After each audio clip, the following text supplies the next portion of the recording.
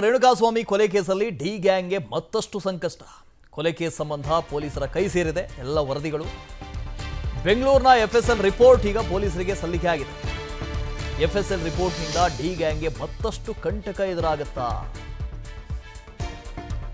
ಈಗಾಗಲೇ ಸುಮಾರು 150ಕ್ಕೂ ಅಧಿಕ ಸಾಕ್ಷಿಗಳ ಸಂಗ್ರಹ ಆಗಿದೆ. ಒಂದಷ್ಟು ಸಾಕ್ಷಿಗಳನ್ನ 164 ಮಾಡಿಸಿದ್ದಾರೆ. ಮ್ಯಾಜಿಸ್ಟ್ರೇಟ್ ಮುಂದೆ ಹಾಜರುಪಡಿಸಿ ಅವರ ಹೇಳಿಕೆಗಳನ್ನು ಕೂಡ ದಾಖಲಿಸಿಕೊಂಡಾಗಿದೆ. ಜೊತೆಗೆ ಮತ್ತೊಂದಷ್ಟು ಸಾಕ್ಷಿಗಳನ್ನು ಎಫ್ಎಸ್ಎಲ್ಗೆ ಕಳಿಸಿಕೊಟ್ಟಿದ್ರು. ಬೆಂಗಳೂರಿನ ಎಫ್ಎಸ್ಎಲ್ ಜೊತೆಗೆ ಸೆಂಟ್ರಲ್ ಎಫ್ಎಸ್ಎಲ್ ಸಿಎಫ್ಎಸ್ಎಲ್ ಹೈದರಾಬಾದ್ನಲ್ಲಿದೆ. ಬೆಂಗಳೂರಿನ ಎಫ್ಎಸ್ಎಲ್ನ ವರದಿಗಳು ಈಗಾಗಲೇ ಪೊಲೀಸರ ಕೈ ಸೇರಿವೆ. ಡಿ ಗ್ಯಾಂಗ್ನಿಂದ ರೇಣುಕಾಸ್ವಾಮಿ ಕೊಲೆ ಪ್ರಕರಣಕ್ಕೆ ಸಂಬಂಧಪಟ್ಟ ಹಾಗೆ ಆಗಸ್ಟ್ ತಿಂಗಳಾಂತ್ಯದೊಳಗೆ ಚಾರ್ಜ್ ಶೀಟ್ ಸಲ್ಲಿಕೆ ಆಗುವ ಸಾಧ್ಯತೆ ಇದೆ. ಇಂದು ಪೊಲೀಸರ ಕೈ ಸೇರಲಿದೆ ಸಿಎಫ್ಎಸ್ಎಲ್ನ ವರದಿ. ಇಂದು ಹೈದರಾಬಾದ್ನ ಸಿಎಫ್ಎಸ್ಎಲ್ ವರದಿ ಸಲ್ಲಿಕೆ ಆಗುತ್ತೆ. ವರದಿ ಸಲ್ಲಿಕೆಯಾದ ತಕ್ಷಣವೇ ರಿಪೋರ್ಟ್ ಅನ್ನು ಪರಿಶೀಲನೆ ಮಾಡ್ತಾರೆ. ರಿಪೋರ್ಟ್ ಪರಿಶೀಲಿಸಿ ಕೋರ್ಟ್ಗೆ ಚಾರ್ಜ್ ಶೀಟ್ ಸಲ್ಲಿಕೆ ಮಾಡ್ತಾರೆ. ಚಾರ್ಜ್ ಶೀಟ್ನ ಫ್ರೇಮಿಂಗ್ ಅಂತ ಮಾಡ್ತಾರೆ. ವರದಿ ಪಡೆಯುವುದಕ್ಕೆ ಈಗಾಗಲೇ ಹೈದರಾಬಾದ್ಗೆ ಟೀಮ್ ತೆರಳಿದೆ. ಬೆಂಗಳೂರಿನಿಂದ ವರದಿಗಳು ಬಂದಿದ್ದಾವೆ. ಹೈದರಾಬಾದ್ನಿಂದ ವರದಿ ಬರಬೇಕು. ವರದಿ ಬಂದ ನಂತರ ಚಾರ್ಜ್ ಶೀಟ್ ಫ್ರೇಮಿಂಗ್ ಆಗುತ್ತೆ. ಹಿರಿಯ ಅಧಿಕಾರಿಗಳ ಜೊತೆ ಕೂತ್ಕೊಂಡು ಚರ್ಚೆ ಮಾಡ್ತಾರೆ. ಚಾರ್ಜ್ ಶೀಟ್ನಲ್ಲಿ ಏನೆಲ್ಲ ಉಲ್ಲೇಖ ಮಾಡಬೇಕು, ಯಾವ ರೀತಿಯಲ್ಲಿ ಚಾರ್ಜ್ ಶೀಟ್ ಫ್ರೇಮಿಂಗ್ ಮಾಡಬೇಕು, ಅದರ ಬಗ್ಗೆ ಚರ್ಚೆ ಆಗುತ್ತೆ.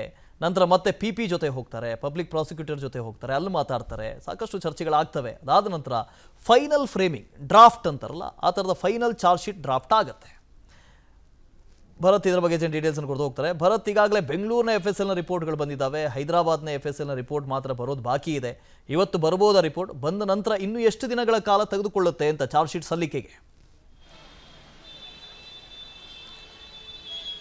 ವಾಸುದೇವ್, ಚಿತ್ರದುರ್ಗ ಮೂಲದ ರೇಣುಕಾಸ್ವಾಮಿ ಹತ್ಯೆ ಪ್ರಕರಣದಲ್ಲಿ ಈಗಾಗಲೇ 10ಕ್ಕೂ ಹೆಚ್ಚು ಆರೋಪಿಗಳ ಬಂಧನವಾಗಿದೆ. ಇವೆಲ್ಲ ಆರೋಪಿಗಳು ಈಗಾಗಲೇ ಒಂದು ನ್ಯಾಯಾಂಗ ಬಂಧನದಲ್ಲಿ ಇರುವಾಗಲೇ ಇದೀಗ ಪೊಲೀಸರು ಚಾರ್ಜ್ ಶೀಟ್ ಸಲ್ಲಿಕೆ ಮಾಡಲು ಎಲ್ಲ ರೀತಿಯ ಸಿದ್ಧತೆಗಳನ್ನ ಮಾಡ್ಕೊಳ್ತಿದ್ದಾರೆ.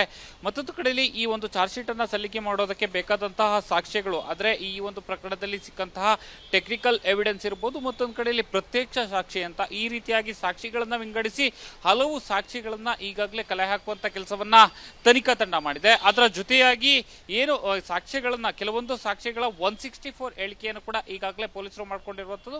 ಮತ್ತೊಂದು ಕಡೆಯಲ್ಲಿ ಪ್ರಮುಖವಾಗಿ ಈ ಒಂದು ಆರೋಪಿಗಳ ಕೈಯಲ್ಲಿ ಸಿಕ್ಕಂತಹ ಮೊಬೈಲ್ ಇರ್ಬೋದು, ಮತ್ತು ಆತ ರೇಣುಕಾಸ್ವಾಮಿ ಚಾಟ್ ಮಾಡಿದ್ದ ಅಂತಕ್ಕಂಥ ವಿಚಾರಕ್ಕೆ ಸಂಬಂಧಪಟ್ಟಂತೆ ಕೆಲವು ಡಾಟಾಗಳನ್ನ ರಿಟ್ರೀವ್ ಮಾಡಲು ಎಫ್ಎಸ್ಎಲ್ಗೆ ಸೇರಿದಂತೆ ಸಿಎಫ್ಎಸ್ಎಲ್ ಅಂದ್ರೆ ಹೈದರಾಬಾದ್ನಲ್ಲಿ ಇರತಕ್ಕಂತಹ ಕೇಂದ್ರದ ಒಂದು ಸಿಎಸ್ಎಫ್ಎಲ್ ಆ ಒಂದು ಕಚೇರಿಗೆ ಈ ಒಂದು ಮೊಬೈಲ್ಗಳನ್ನ ಕಳಿಸಲಾಗಿತ್ತು. ಸೊ ಈಗಾಗಲೇ ಸ್ಥಳೀಯ ಎಫ್ಎಸ್ಎಲ್ ತಂಡದ ಒಂದು ವರದಿ ಪೊಲೀಸರ ಕೈ ಸೇರಿದೆ.